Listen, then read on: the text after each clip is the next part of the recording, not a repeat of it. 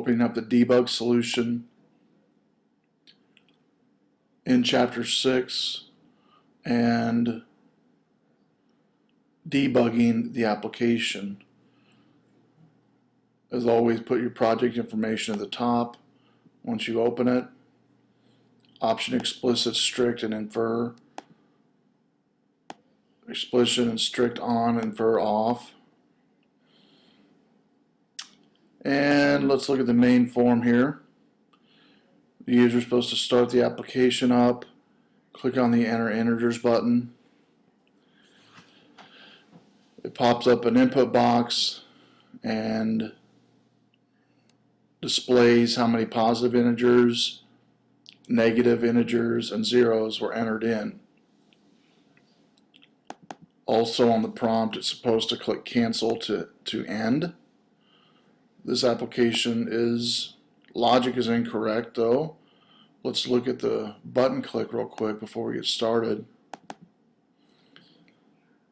Has a button click code here. The commenting in this one is displaying the number of positive numbers, number of negative numbers, and number of zeros entered. You have a constant string prompt. This says enter an integer, period, click cancel to edit to end. We'll see that in just a second. Declaring 5 variables: int numbers string, numbers integer, positive counters integer, negative counters integer, and zero counters integer. This line here, input box in VB is just that. It's a box that will pop up. This first argument is what will be in the box for the user to enter in. In fact, if we do a backspace left parentheses, there's our arguments for this input box. You have a prompt as string. This gets or sets the value. Then comma, the title of the input box. And then finally the default value in the input box. In this case, is going to be 0. So that will be prompted to the user to enter an integer. It'll go into the input number. While input number is not equal to empty string, it's going to continually loop unless they have hit cancel. Then it'll be empty string. It does a try parse of that number and converts it to an integer.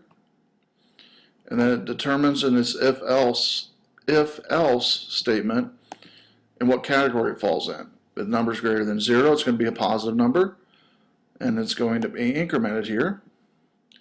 Else, if the number is less than 0, it's going to be a negative number, incremented here, and then else 0, incremented there. So let's go ahead and run it first, and then we'll go over the incorrect logic that's in this right now. I'm going to put a couple breakpoints here, and here. Start the application. Enter integer. I'm going to put 2 in.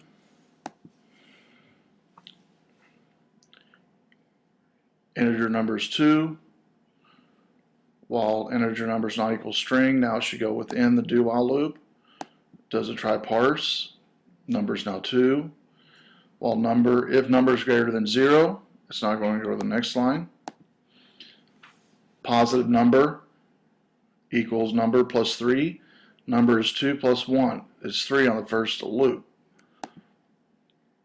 Next time it goes around,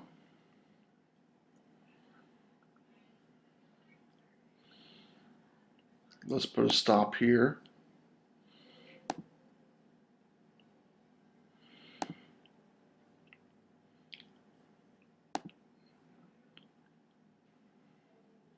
Still 3 on the next time.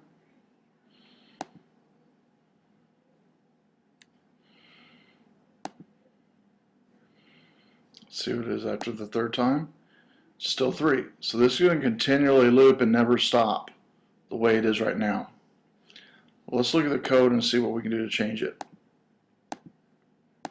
The logic for the do while loop is do while an argument is true. In this case, do while input number is not equal to string.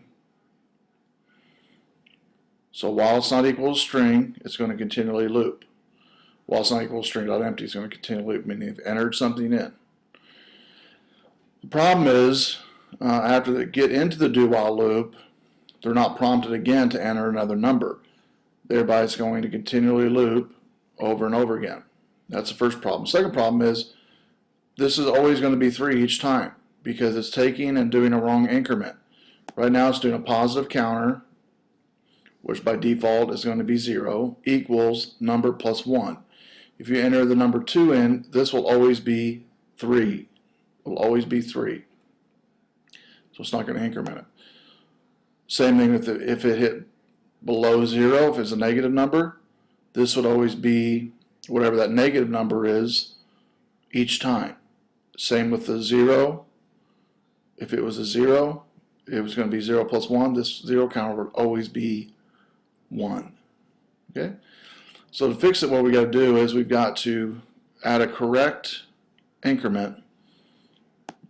So I'm going to comment that line out and bring in the correct increments. Positive counter plus equals 1. What that's going to do is it's going to increment correctly the positive counter by 1 each time it's hit. Next one, negative counter plus equals 1.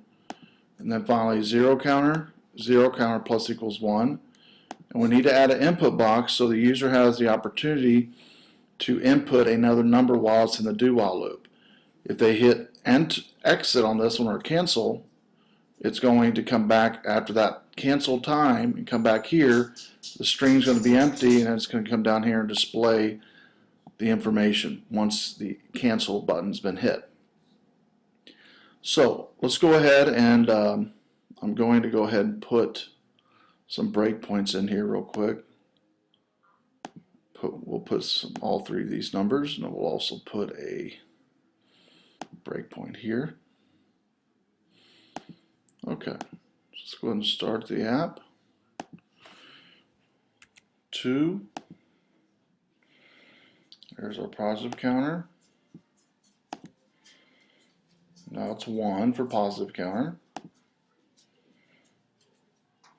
We'll put 3. Let's put another 3. This time positive counter right now is 1. Now we're going to go to 2. Now I'll do a negative number. I'll do a negative 1. Notice now this number is less than 0. Now negative 1 is currently 0 until we hit the increment. Now it's going to be 1. And 0. Right now it's 0. Then it's 1. Once the increment's added, we'll add to another 0. Now it's 1. We'll step into it. Now it's 2. One last time. This time we're going to hit cancel to end. Notice when we cancel to end, the while loop it now come out of the while loop, and it's now going to display positive counter 2, negative counter 1, 0 counter 2.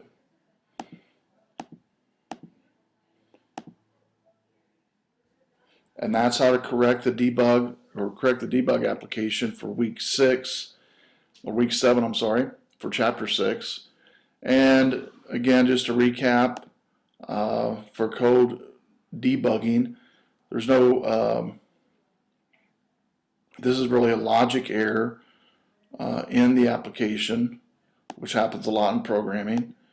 And incrementing is easily done by this right here, a plus equal. If we were to decrement a count, we would do a negative equals. That would decrement the count.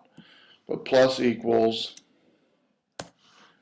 increments. Now you could also do it this way. You could also do positive counter equals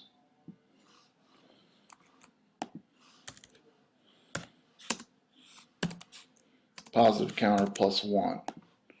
We could do this negative counter equals negative counter plus 1. And then finally, zero counter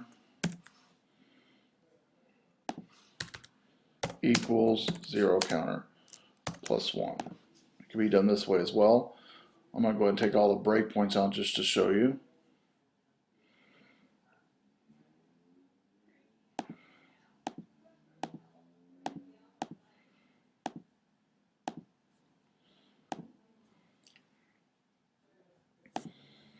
Do a couple positive integers.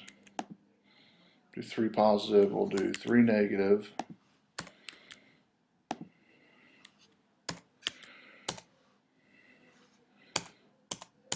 Three zeros, hit cancel.